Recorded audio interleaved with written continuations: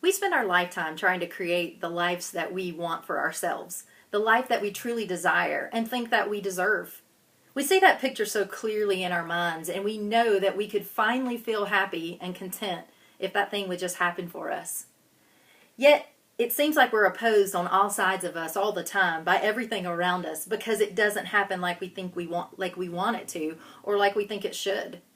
And we even believe in those moments that God is against us, or that He doesn't love us as much as He loves someone else, and that He can't be trusted with our heart. We even ask in those dark moments, is this some kind of sick joke? Why does it have to be so hard? And why won't He just come through for me or show me how to get what I really want if He really loves me? Well, we're just like the Israelites in that way, who I'm sure shared our frustration and asked those same questions in those dark moments. When, after they were finally released and rescued from 400 years of slavery, what could have been a 14-day journey to the promised land actually turned into 40 years of wandering in the wilderness. They too doubted, I'm sure, that God was for them, and surely doubted that He was going to come through for them. They too wanted to go back to what they knew, believing at times that they even preferred that oppressive bondage, even of slavery, over what seemed like that path to nowhere and getting very little in life that didn't satisfy them.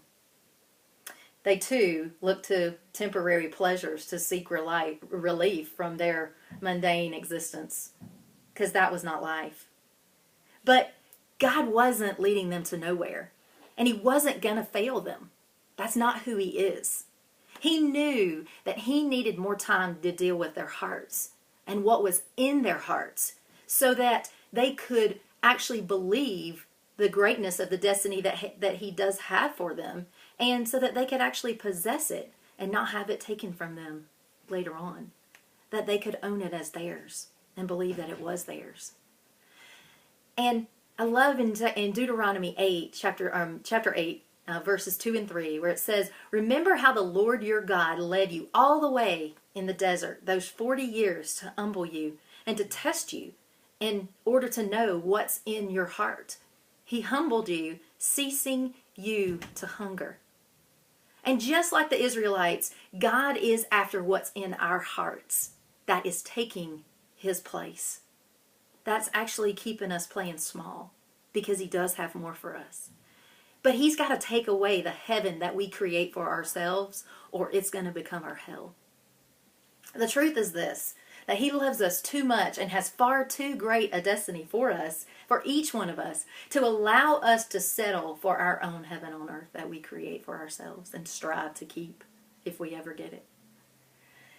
It's that place that we create where we think we can really be happy without Him. And He wants our heart. He wants my heart. He wants your heart. He wants more for us than to settle for knowing about Him. He wants us to really know Him and experience His goodness.